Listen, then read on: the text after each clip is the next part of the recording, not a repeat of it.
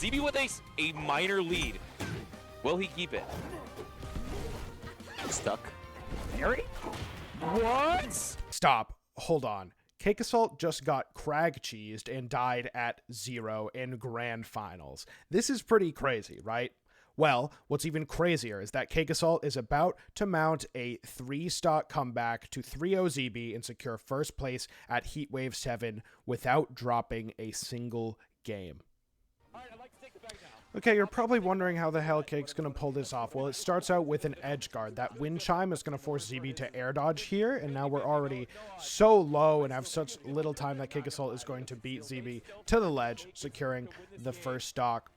The rest of this stock is a little bit grueling. It's a little bit back and forth until eventually CakeAssault is going to find this back air. 144% after the hit. ZB's going to die a little bit earlier than he may have wanted, but this is still a good ways into Cake's last stock, and then CakeAssault is going to land a grab.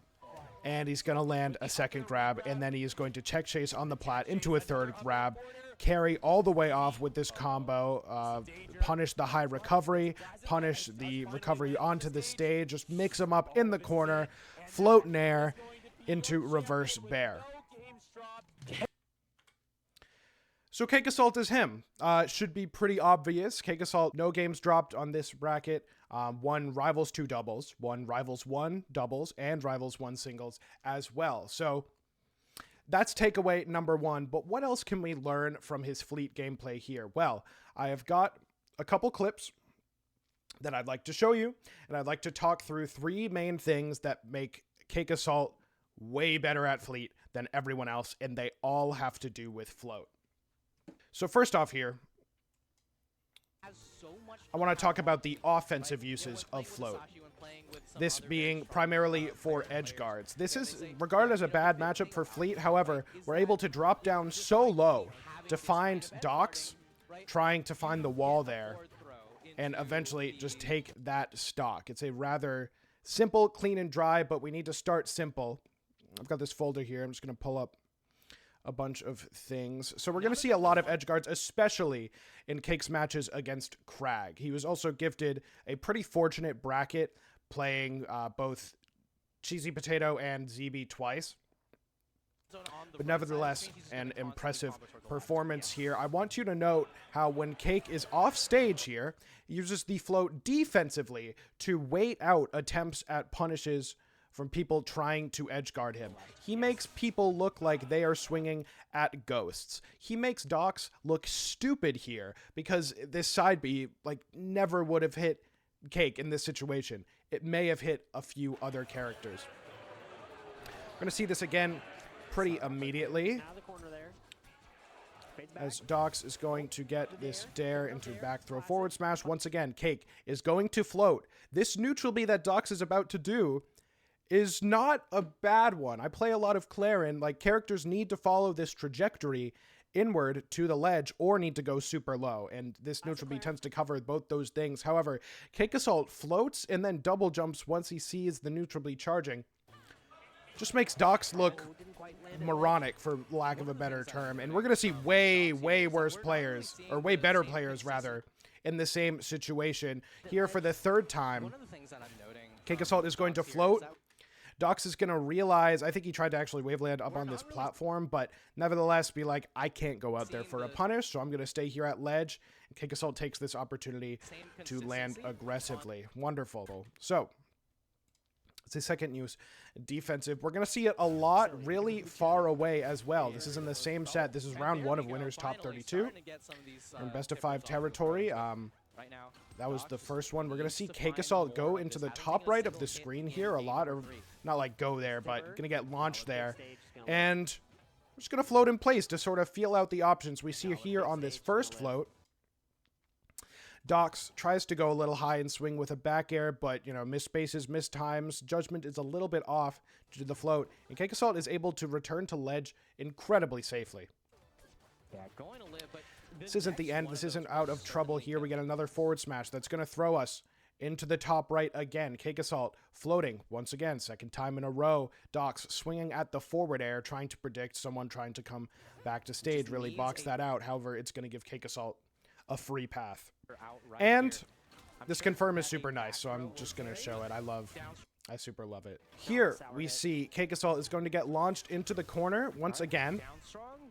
Top right corner, going to float way out of harm's way. And Dox has to commit. The important thing here is that to reach there, you have to commit the double jump. And so CakeAssault can do literally what he does here, which is drift further away when you see they're coming for you. And then you have this free path back to ledge. We're going to land with a side B as well, just to keep the pressure on. It's going to end up getting countered. We're once again in the top right. You guessed it. We're floating, and we just go back to stage.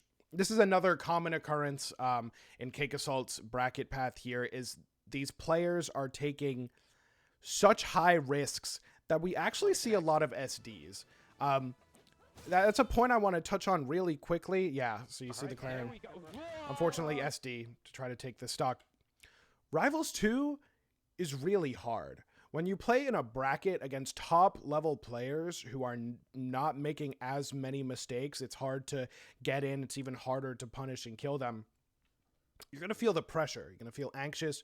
You're going to start to feel that you need to take some risks that you wouldn't ordinarily take in your gameplay. We're going to see that as a common theme throughout the clips here. However, that clip sort of highlights the utility of float as a defensive option to literally just wait until you're free to land. It's everything. This clip is one that I love. It might be my favorite one so far, because we have CakeAssault against Cheesy Potato. Before CakeAssault finishes her off, because he's going to, let's take a look at this defensive float all the way up here. Gets forward aired, but we double jump out of harm's way. Float above the up air. Cheesy is still swinging. This is what I'm talking about. Cheesy Potato seeded 9th, got 7th, outplaced her seed. Looks really stupid going for this up strong, right? Like, that looks like, what are we doing? But it's this sort of manipulation that Cake is able to employ. And here's an offensive float, using it with the fair to just carry out rising nair, puts them in a great spot, keeping up the pressure until Cheesy Potato is simply out of resources. This is tale as old as time against Crag, and Cake is relentless. This set against Cheesy Potato was very special. I watched it live. If you didn't, I feel sorry, because CakeAssault 3-0s without losing a stock. CakeAssault 9 stocks, 9th seed, Cheesy Potato. And it's pretty insane. We're gonna see the pressure here exuded by this float is immense. So Cheesy Potato gets hit off stage at this devastating angle by back air. That is a heinous angle, first of all. It's gonna spend the double jump and then drift a little bit back. I think air dodges maybe, and then gets the pillar. However, CakeAssault has had enough time to react to the fact that she wants to be all the way down there, and so stocks are also a resource. He's fine committing the stock if it means he's going to die. 76% just dives in with a nair to finish the job. 76%. Remember that. That's very important, because it's about to get a lot worse. Cheesy Potato counter picks to Claren, because this is a good matchup for Claren. And some unfortunate DI is going to spell her doom off the side. Now, CakeAssault is going to take less than 76% this time. In fact, I believe it's just 31. That up throw, back air, and we are so far out. Use the double jump. We come off with the nair. We're able to float so that we actually don't lose height while we're doing this nair. So we can just hit it, follow them, and go down with the back air. And by some miracle, Cake is also able to live. Cheesy Potato cannot. And that's the end of Game 2. Game 3 is a very similar story. It's actually somehow even more tense, because CakeAssault, you can see here, is at 170%. And at this point, everyone's rooting for the 9 stock. So CakeAssault really wants the 9 stock here. We're going to land with a dare to punish a really bad special getup. And this float right here may look very simple. It's the closest that we are ever going to get to 4-dimensional Rivals of Aether. This float is CakeAssault manipulating space-time, okay? I need you to understand that when Cheesy Potato first is out of hit stun. We're like up here on the left. I hope my cam isn't covering too much, but CakeAssault is able to float right here, maintain this position and this height until Cheesy Potato is all the way down here and burns the double jump. So this is a major height difference that Crag has to fall in order to recover, that Fleet just gets to be stationary during. And that's a huge advantage, especially considering like float is just its own resource. It doesn't tie into your double jump or your air dodge at all. So CakeAssault here falls down with the Nair and still has all of his resources to make it back. It only ends up needing the up B, but the more intentional way of viewing it would be like, we spend one resource. That's ridiculous. He has everything. He is not scared even a little bit. Same thing. This is 4D Rivals of Aether with the float. CakeAssault stays in one spot until the game state becomes advantageous for him. And he does this constantly. Sometimes it's a bait, but it's just Cheesy Potato has to make it back to ledge. And CakeAssault can just chill out, time this down air, secure the 9 stock over Cheesy Potato. Very, very impressive stuff. This takes us to our winners finals. That was winners quarters of top 8. There's also CakeAssault does 3-0 Pikmon. I forget if it's I think it's to get into top 8. It's the top 8 qual. Pretty uneventful. There was nothing really to clip. I think Cake was just like outplaying, like floating, baiting out clone, and just playing really well. So picking up the edge guards because Force Burn can really struggle to recover, especially get against invincible Fleet aerials. So yeah, be interesting. I bet Matt would know. CakeAssault takes 8% at the top of game 2 from the rocks, and that is the only percent he's going to take until ZB is dead here. So low. This float is another one. I'm going to go back before the clip finishes, because if ZB wants to recover quickly, not high, but quickly, by pillaring down here and then like quickly side B cancel wall jump all the way back to ledge, this float completely denies it. CakeAssault able to recognize and react to the fact that ZB is down there still chilling on pillar, and we just like, we pull that down air. The down air puts the wind charge ribbon, as I like to call it, onto ZB, which is going to cover any sort of juke that ZB wants to pull out in time. And off the wind charm, it is a simple float fair into rising Nair. Insane, insane stuff. Here we have another situation where I believe ZB actually gets an opening here. Really nice with the neutral B and the fair off the counter hit. Now we're doing really nice. We get the down B and oopsies. ZB messes up here and gets reversaled and loses the game because of it. What really happened here, let's do the players, I guess it's a little more silly, is CakeAssault does the B reverse down B to find his way to the wall, is going to up B. ZB techs the first hit of the up B on the wall, but not the second. Just some like unfortunate timing. Gonna put Crag at such a bad angle, and the Nair is all we need to take it. And so game 3 was pretty uneventful. Cake finds himself in winner's side grands where ZB is able to run it back. And honestly, there's very little to say about this grand final set that hasn't already been said in the video today. Of course, this last comeback is egregious. It's insane, the cheese, and what ZB was able to find. It's insane how Cake was able to bring it back. So